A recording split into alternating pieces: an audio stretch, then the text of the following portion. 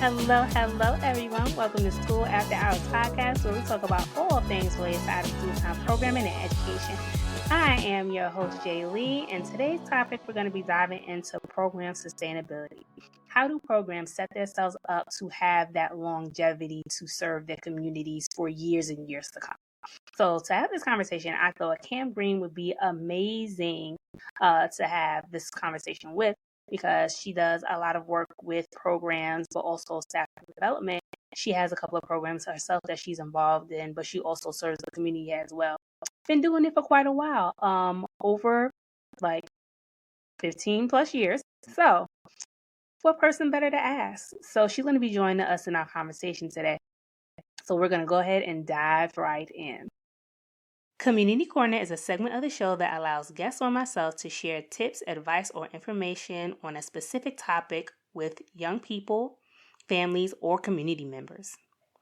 Without further ado, let's go ahead and get into our Community Corner conversation. Hello. We are now in our Community Corner segment. So, Kam, my Community Corner question for you is, how can communities help after-school programs become more sustainable? When it comes to having longevity of a program, how can the community contribute to the sustainability of that program? I think inviting them in to be a part of whatever work that they're doing, I think that collaboration is critical for sustainability. So whether, let's say it's the local business, can they have the after school program doing some kind of marketing for them, doing some kind of volunteer project, doing some kind of just like visit, but just having some consistent connection of bringing them in or them coming in, especially if they're a business that has a long-standing, time in the community. I think having some kind of established, regular connection. If the after-school program is doing artwork, can they hang it up in the business? If the business is doing something, can they have the students planning and promoting it? And just that cross-collaboration, that is critical for sustainability, because it keeps that loop in there, and it gets more people involved and more people engaged. And then everything that you're producing, let's say on the after school side, it could be tied to something that you're dropping in the community, and it just expands that reach. And I think a lot of community organizations and businesses, they don't take advantage of, students after school programs. I mean, and depending on the age, it could even be like a workforce development thing. If we talk about working with older kids where things drop off after school, they still need opportunities. They still need guidance. They still need focus. And they still need connection. So there could be opportunity for internships, for shadowing. And I'm like, and kids are smart. Kids are tech savvy. Like, take advantage of those resources and have them brainstorm, everything from a marketing campaign to, this social media bit, and that, that whole part. Kids would love to get involved with stuff like that. So maybe that's a way, but I think it just has to be established of, this is how we see this population could be a part of the work we're doing. It doesn't have to be this extra laborious thing. It's like, we do this all the time. We could bring them in to connect on this, and then it just makes it easy. In my mind. Right. It don't have to be complicated. It don't have to be complicated. Yeah. Oh, well, that's good, Kim. That's real good. So with that being said, we're going to go ahead and transition into our entity section. Well, welcome back to the show, ma'am. How are you? I am doing well. So happy to be back with you. Awesome. Well, thank you for being here and to have this important conversation with us about program sustainability and some things that programs can do short-term and long-term to make sure that they have that longevity to see generations in their communities serve in what they do. So, for the people that may and may not know you, Kim, even though you are a returning guest, at this point, you like family. Go ahead and give them a small introduction of who you are, but also let them know about your businesses that you created and, why you created Rethink After School and Get Up and Thrive. Okay. Hello. I'm so happy to be back. This is one of my favorite things to talk about after school. My name's Kam Green. I've been working in this space for 20 plus years, and I am a product of after school programming. And so currently my day job, I work with Goodwill of Southern Nevada and do a lot of programming and workforce development and try to find ways to tie that into education in the school districts as well. And then by night, I have a couple of companies. One of them is called Rethink After School, and one of them is called Get Up and Thrive. Rethink After School was created and is all about figuring out how to support after school professionals, but also figure out how to provide quality, engaging program, which our students so desperately deserve to have in every space. So it's all about thinking about how we use that time, and literally, just to put the title in there, how to rethink after school. There's so much that we can be doing during that time, and we have come a long way in that space with the people who work in that space and the commitment and the laws and the funding. So I'm so excited to have seen that over the last few years. And then also Get Up and Thrive. Get Up and Thrive is my life motto, and it's all about positive self-talk. At the end of the day, the beginning, I feel like everything that we do comes down to that. Positive self-talk in student success and adult success. It really matters what we tell ourselves in our personal narrative, whether we're going to get into something or talk ourselves out of something. And so I'm all about that. I'm always promoting that inner voice and building it up so that when you're sitting alone by yourself or questioning or doubting, you have something in your brain that is saying the opposite, like, try it. You might not be able to do it by yourself. You might have to ask for help. So that's the other piece of that. But I work that into every part of my day, from being a mom to being, over organizations. It's positive self-talk is just a critical vehicle for me. Oh, that is so true. Well, that brings us to my next question for you, for programming, right? So for program sustainability, let's go ahead and define it for the people that may and may not know. So what is program sustainability, and why do you think it's such a hot topic right now in this moment? I think program sustainability is just all about being able to continue and have a continuation of services, over time, and being able to deliver on what you say you're going to deliver on and what you need to deliver on for the people that you're working with. And I think it's such a hot topic right now because people are struggling with it, right? And a lot of times it has to do with the turnover of staffing or the turnover in funding and things like that. And programs kind of feel like they're up and down, or even based on needs. So I always say, just assume you have no money, you're going to have staffing change, and like go in with the mindset of all that stuff is going to change. So then what can I do to sustain myself given that I know that? And I think a lot of people just accept that. Now, it might not be the case, but if you go in accepting that, you're going to be thinking about some of those other opportunities for you to engage and have in place that can be maybe a little bit more steady, or you're going to be ready to pivot when something changes, as opposed to feeling like you're surprised, like, oh, wait, I lost 5 people. Like, people are going to leave. People are not going to show up to work. We might only have $1, so sometimes when I do activities, I'm like, if I give you this piece of paper, I just happen to have a grape right here. That's so random. A grape and and this, what activity? Like, I literally do that as a session with groups. And I'm like, what can you do to create an engaging activity for kids? They have a takeaway, they feel good, and it's connected to this. Go. Like, that's literally how you have to think. And if you operate in that space, then it kind of relieves you from needing to have certain things, and it gives you opportunity to pivot. Awesome. That's very true, because you have to know when to pivot, especially in this game and in this time and age right now, what's going on. So with that being said, when it comes to being sustainable as a program, what are some things executive teams or CEOs have to keep in mind to maintain their programs? So like you mentioned, when it's time to pivot, you might lose some people. What are some things that they can do to let that blow be less damaging to their organization? Yeah. So I think, all that stuff is good, being ready to pivot, and you have to have that conversation. The other part is just partnership. And, like we talked about before, is using those community resources. So there are going to be people around you in the community that you may not have even thought of creating a partnership with, and look at them. A lot of times they will have been around for longer, for everything from like a grocery store to a doctor's office to a dental facility to a gas station, and say, like, how can I partner with them and bring them in as having shown as a sustainable, business in the community, being something for me. So does that mean, one, would they be willing to send out a volunteer to do a program? Do they have something within their company that they're already doing? Because a lot of times people are like, oh, wait a minute. I didn't know you had that available. I didn't know you had that program. I didn't know you had that scholarship. So it's the assumptions that we make that somebody is not doing something and we don't reach out. And then the other assumption is that we think everybody knows what we're doing. And if they had something that fit, they would come find us. No, you have to go find them. So I would say I always encourage people to make sure that, especially when you look around your block, you need to have had a conversation with everybody in that quick radius to say, hey, how can we partner? How can we connect? Would you be willing to come out and do a program? Can we bring our kids out for a visit, so that you have these other people that are extension of your staff and your program? And it just makes it better. And then when you're thinking about working with students in general and staff, making that connection. It's not just this bubble of we're in this room in this after school program. It's like, okay, we're going to take this, what we're talking about here, and we're going to show you what it looks like in the real world and in life, and being in your community, because that's the ultimate goal. We don't want them to have everything right in this bubble in this room. We want them to take it and use it in these other places. So I think that a lot of times programs are at a deficit by not saying, hey, what is it that you all do? Here's what we do.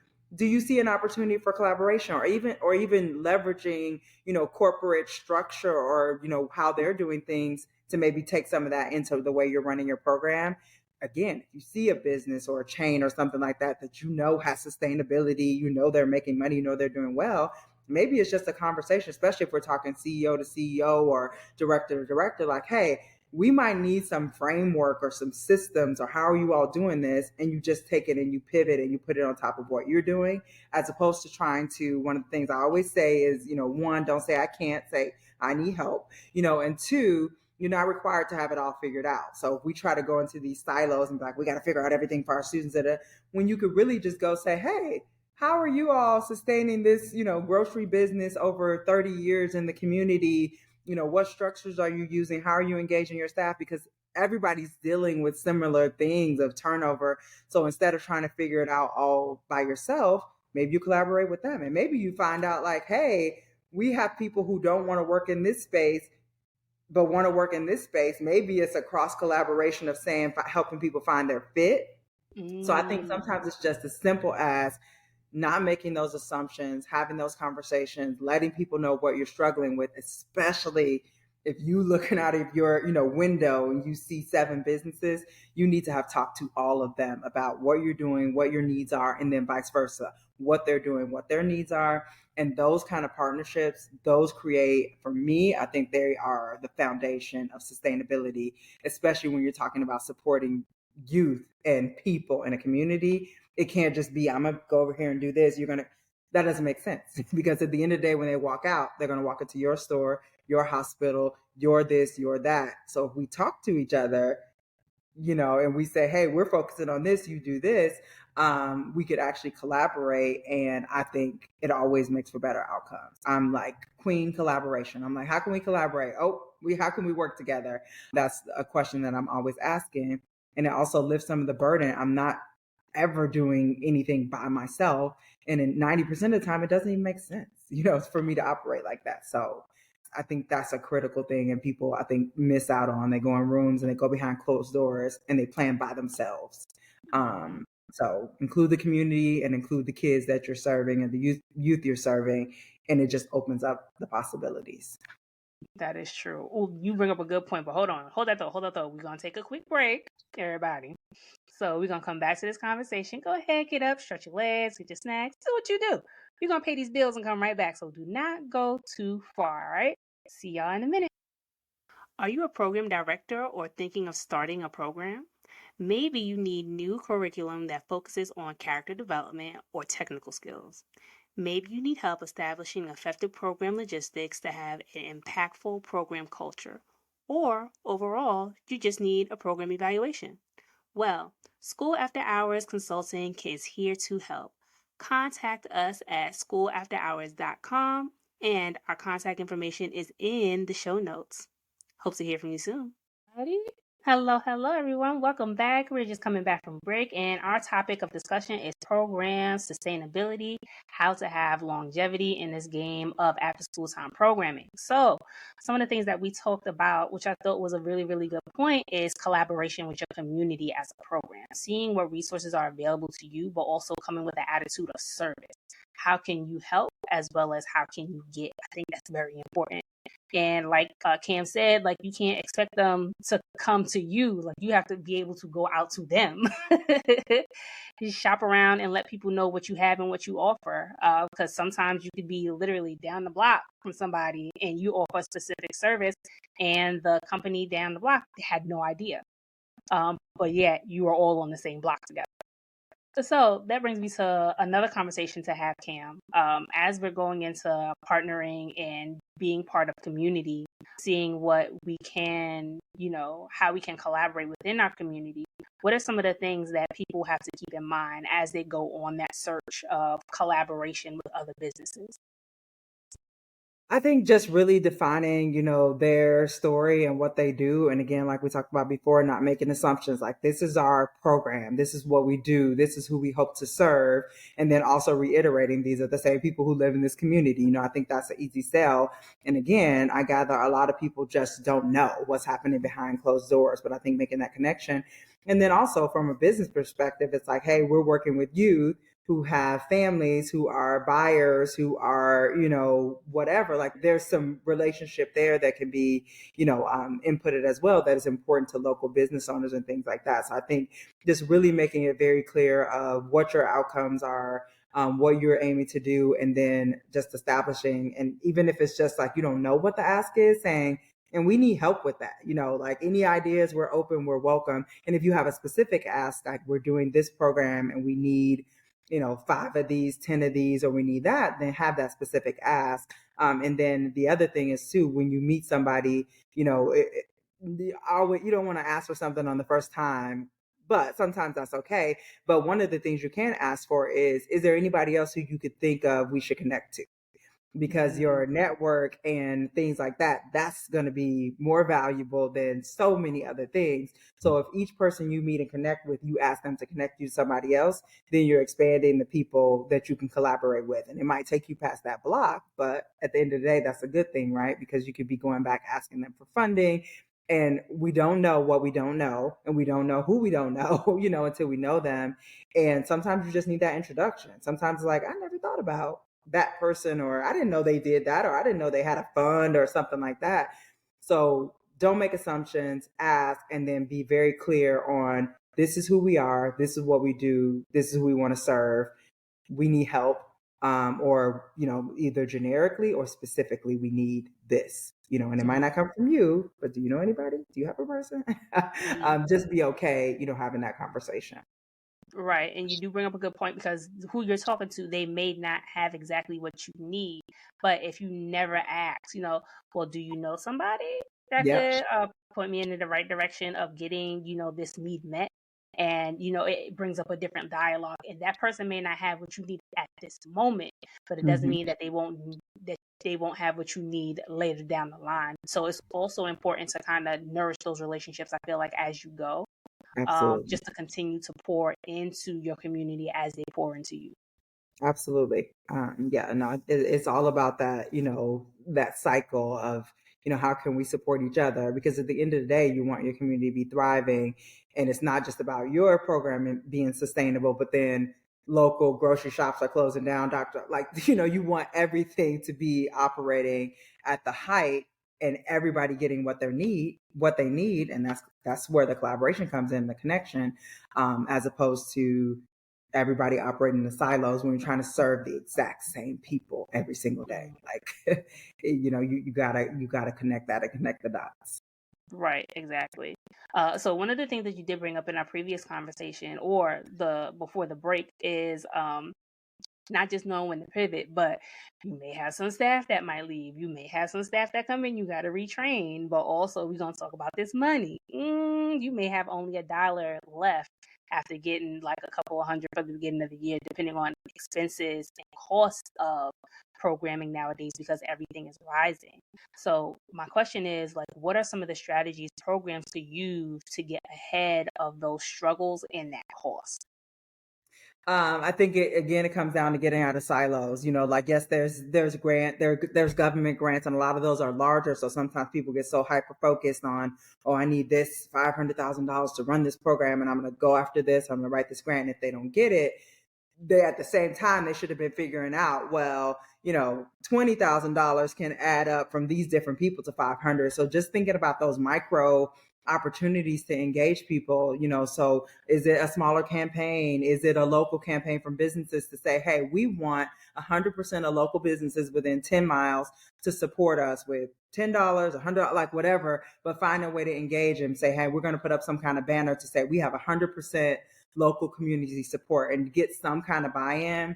But you just have to be thinking about everybody, not everybody, but there are so many more people who have money that they can contribute that you might not be thinking about. Like, are you going to the gas station to ask for funding? Like literally, who is your person? Who's your community development, partner? A lot of the smaller businesses, they don't have a community development person, but they don't even know how to engage in that or think about that. And when you pitch to them, they're like, oh, we would love to give X number of dollars, or, oh, we have, like, I was talking to somebody recently and they were just saying like, oh, we have all these hospital beds and things like that because we did an upgrade. And they're like, wait, what? And there was this clinic that needed hospital beds. We're like, we'll give them to you. And it was just literally having that conversation. So I think, yes, you go after the big pockets of money, but think about, if you're starting with your local community, have you gone into each of them and asking, hey, could you donate, $500? Or do you have a program? Does your corporation have a program? Thinking about individual donors who work at those companies who maybe don't even have kids, but live in the community and want the kids to thrive. So it's not just going after the people who look a certain kind of way and this and that, and, oh, you have to go after people who work in education and get funding. No, it could be somebody who's completely, distant, some random, auto repair shop, but it's like, but they are repairing cars for parents who drive their kids to schools or families. Got to make that connection for them and ask. Like I say, what's the worst that can happen? If you ask, you can stay the same. The best thing that can happen is they say, I have $10 and you can get a pizza, for a pizza party, and it's those smaller kind of things. So I think you have to have diversity in the income that you're looking for. It cannot be all government based. It cannot be all your one or two same people that are tapped, because even those people look at, like, how are you bringing in new funders and new donors? What are you going after? They want to see that too, a lot of them, for, when they're giving. So just, I think, thinking outside the box and not counting anybody out. Don't count anybody out. Even college students, sometimes will give to something. They're like, oh yeah, I'll give $1 to that. Think about if you ask every college student in the area to say, we just need $1 from you. And every time we get 5 from a college student, we're going to put a handprint up with the names, and it's like high five for after school. Like, it's different ways that you can bring together. Again, my grandmother, when I was younger, she would get so upset if you walk past a penny, like you would get in trouble, because she would be like, you acting like pennies don't add up. And so I think a lot of times we get, caught up, and we have a lot of stuff going on and just going after those big dollars, that we don't say, well, we're going to have this pocket that's going to give us 500. We're going to have this pocket 1,000, this pocket. And then that's the way you create that diversity in income. And then you bring in new funders who are like, wait, what are you donating to? What's that about? And people can come in and give where they are. Everybody can't give 500,000, right? And the government might not give it to you. And then if you haven't planned for other things, then you're stuck, saying, oh, we needed this money to run our program, so we can't do anything. And then sometimes it's going to be an in-kind donation. Can you donate bus time? Can you donate a printer? So, like, as you're writing out your budget, you're saying, oh, we need, $3,000 for buses. Well, is it Greyhound? Is it this bus company? Is it some luxury bus line? Have you asked them if they would be willing to donate a bus for a field trip? Like, you got to think about, maybe you don't need the money, you need the service, you need the whatever. So I think you have to have that line item over here, and then say, well, if they don't give us the money, would they just give us the service, or would somebody sponsor that kind of thing. So I think there's no box. You can't put yourself in a box, and you can't count anybody out when you're trying to count those coins. You gotta say, we will take it. Give me your penny, and we'll put that in the bucket too. I know that's right. But you brought up a good point of being mindful that you might not always need cash. You might not always need money. You may need a service or some level of sponsorship that requires, maybe you attending a field trip to keep eye on children. Maybe you need assistance with a fair that you're doing within the school. Someone more so donating their time rather than their money, right? But also acknowledging those people that are contributing to the community. So that are contributing to your program, right? So how do you begin to acknowledge those individuals, but also like being mindful not to tug on them too much? Because I feel like you said, that's a thing. Being mindful of, your consistent donors. Like they might be at a point where they want to tap out. Mm-hmm. I think it's, having a consistent communication, definitely giving them, their accolades and awards and saying, we appreciate you. And then always making the connection to some kind of success story, because you gave this, and no matter what level they gave, you supported this, you helped us do this. And these are the outcomes, that we're looking at.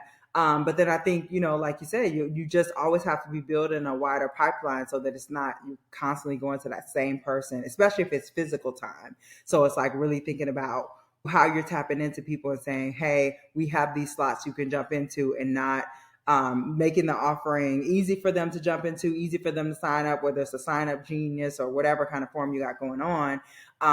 But not making it feel like they always have to be the people. And that's just has to be an ongoing part of building that pipeline from, again, is it college students? Is it the retired, population? There's some states where, AARP has programs where they will pay, seniors of a certain age to come in and do work. Have you tapped into that population? Like there's a lot of different places you can engage in. You just have to be willing to ask and just keep those wheels turning and keep expanding, the people that you're working with, and not just have your 5 go-to people.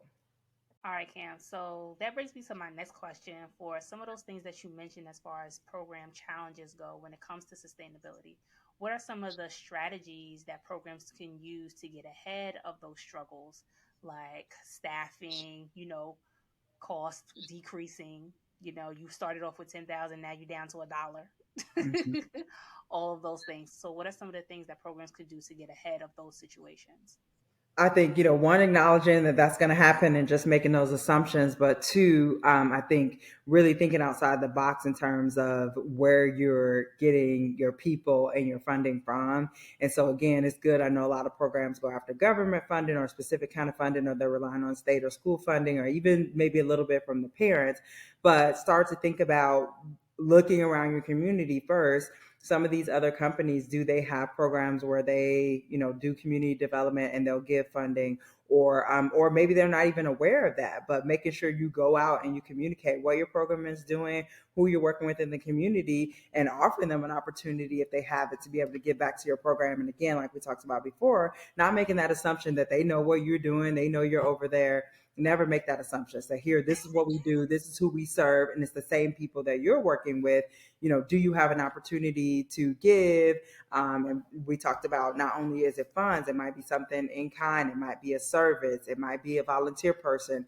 If we think about the ultimate goal for our youth, is getting them out into, some kind of workforce, whether it be entrepreneurship or working for, a business, that kind of exposure is good. And so having those key terms that you can even link in businesses with, to say like workforce development, internships, building the future workforce, sometimes you just have to meet them where they are and make sure they know what you need. And again, as many people as possible, whether it's they can give, a small amount or a larger amount, you really want to have that pool of diversity. And the more you do that, the more people you have exposure to, and those people might tell other people. And again, those dollars add up, as opposed to, we're only going to go after state funding, we're only going to go after this grant. Like there's so many other resources out there. And even like a college student may be able to get funding. Don't count anybody out when it comes to your coins, is what I always say. And if you ask with clarity and they know what you're doing, again, don't make that assumption. It might not be them, but they might be able to connect you. They might say, oh, well, we don't do it, but our corporate office. A lot of people don't know, corporations will support. I used to work for CVS Health, and we could choose organizations that we wanted to donate to and they would select organizations based on people pitching. So, I mean, you could have an advocate within an organization who speaks on your behalf and say, hey, there's this really, great program. They're servicing these students in the community, and that corporation might give on behalf of that. So don't count people out that don't have kids, everybody has a connection if they live, especially if they live in that community. So that's where you start. But again, it may be something you're not even thinking about, local gas station, auto repair company. There's a way to make a connection. And even if it's just like, that sounds like a really good cause, give them the opportunity to be aware of what you need and who you're serving. Don't count them out. I know that's right. Ooh, that's so good. But all right, y'all, we can't hold too long. So we are going to go ahead and transition into our Professionals Lounge. Professionals Lounge is a segment of the show that allows guests to share advice with other practitioners in the OST and youth development field about how they can begin growing their gifts and talents, but also develop themselves as professionals in the field. Here's our Professionals Lounge conversation. So my question for you, Kam, for Professionals Lounge is, what can frontline staff do to make themselves more marketable for leadership or management positions? That is an excellent question. And so I think one of the most important things to think about is that, especially in this space, everything is a transferable skill. And I think that a lot of people count themselves out and they say, oh, I don't have experience in this, I don't have experience in that. But you really do. It's just about, how you're making that connection. Customer service is a huge, skill that's used across the board that leaders need to use. And you just need to speak to that. I have this skill and this is how we use it. Education and teaching and training is a huge important thing in being a leader. So if you've been able to, train and work with youth and do programming, you just need to translate that language. Some people need that connection and you have to speak the language that they're speaking, but you can always make a connection to what you're doing to something else and just draw that, line very clearly, and don't count yourself out. I think a lot of people, again, the marketability is you won't even put yourself in the room or, throw your name in the hat because you feel like it doesn't match up. But you just have to see how it does. Oh, if I created this lesson plan for these kids and I got them to engage and had learning transfer, it's the same thing if you're learning a new skill, in a particular kind of job, or, trying to teach leaders or trying to, do training and development for employees. So just, make that connection. And I think, and I always say, I say hire teachers, hire educators, hire after school professionals, because we have done it all. We do it all. We wear all the hats and we figure out a way to help people feel engaged, connected, and how to teach people in a way where they actually have learning transfer. And I'm like, that's what leaders are supposed to do. So I'm like, these people working in these spaces, those are the people that you need. And so to loop back to that positive self-talk conversation, as a frontline worker, you have to talk yourself up and say, look at all the stuff I'm doing, with, maybe limited resources, maybe, students who are being disruptive, and you're still trying and making, strides forward. That's marketable, and unfortunately, even in the adult space, if you, just working with adults, you have to work with difficult people, right? But the great part about it is having the skills from this space, they carry over so well. I used to teach preschool, kindergarten. I used to work in an after school program, and I use those same skills when I work with my executives now. Like I might be using a different language, different vocabulary, but I'm using the same skills and resources I learned being on the front line, working, teaching, and things like that. Good stuff. Well, Kam, thank you so much for being on the show. It's a joy having you. I always appreciate being here, having this conversation. Everything to me, there's always a connection back to after school. I know that's right. Well, if people want to get in touch with you to learn more about your services or your business, how do they get in touch? The best way to get in touch with me is to connect with me on Instagram at Get Up and Thrive, or you can email me at getupandthrive@gmail.com, and then everything comes back, to that, and then I, filter it out accordingly. All right. Well, everyone, that brings us to the end of our show. If you liked what you heard and you enjoyed our conversation, make sure that you're following us on YouTube, but also hit that like button so we know what you are enjoying. You can also find us on other podcast platforms like Apple Podcasts, Spotify, and Google Podcasts if you want to listen to our audio version as well. To get more behind the scenes stuff, make sure that you're following us on our social media accounts, Instagram and Facebook at School After Hours. Well, that's all I have for today. In the words of Mr. Arthur Ashe, start where you are, use what you have, do what you can. Until next time, y'all. Bye-bye.